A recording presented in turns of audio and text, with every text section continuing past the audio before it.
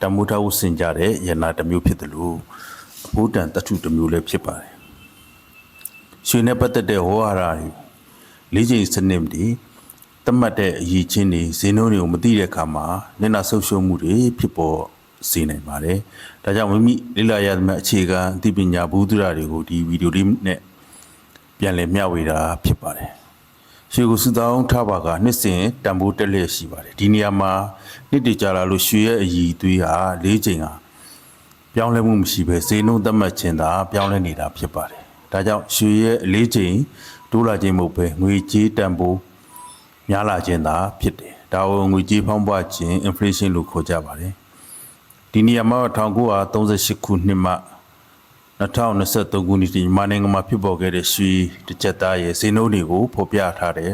ဇာတ်လေးဖြစ်ပါတယ်။ကော်လာလိုက်ဘယ်ကနေပြီးတော့ညာဘက်ကိုသွားရင်10ခုရှိပြီးတော့10နှစ်စာရှိပါတယ်။အထက်အောက်ရိုးအလိုက်9တန်းရှိပြီးစုစုပေါင်းနှစ်နဲ့ဆိုရင်86နှစ်ရှိပါမယ်။86နှစ်မှာရွှေချက်သားဆိုတဲ့၄ချိန်ဟာပြောင်းလဲမသွားယူမယ်ငွေတန်ဖိုးဟာတစ်ချက်သားကို90ကျပ်ကနေပြီးတော့50ကျပ်သတ်မှတ်ပြီးတော့ရောင်းဝယ်ခဲ့ရမှာ86နှစ်ကြာတဲ့အခါမှာဆိုရင်330ဒီပြောင်းလဲသွားတာကိုတွေ့ရပါတယ်86နှစ်မှာဈေးနှုန်းအပြင်အစ6000กว่าသွားတာတွေ့ရှိရပါတယ်ဝါရောင်ဖြစ်ထားတဲ့ကွက်တီကတော့ကက်လျက်နှစ်တွေမှာ2ဆခန့်တက်သွားတဲ့နှစ်တွေ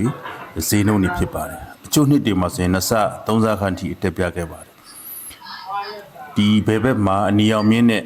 မြပြထားတဲ့မြားတန်းကတော့10နှစ်ကြာတိုင်းမှာအတက်ဘက်ကိုပြောင်းလဲနေတဲ့ဈေးနှုန်းတွေဖြစ်ပါတယ်10နှစ်ကြာတိုင်းပြောင်းလဲတဲ့ဈေးနှုန်းတွေ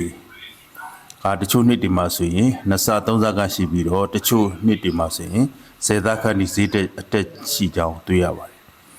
2002ခုနှစ်မှ2013ခုနှစ်အတွင်းကရွှေဈေးရဆိုရင်3ဆခန့်တက်ပြခဲ့တော့လေအင်ချမ်မီဈေးဟာအစ60ကနေပြီးတော့100ခန့်ထိရှိကြောင်းအတက်ပြတာတွေ့ရပါတယ်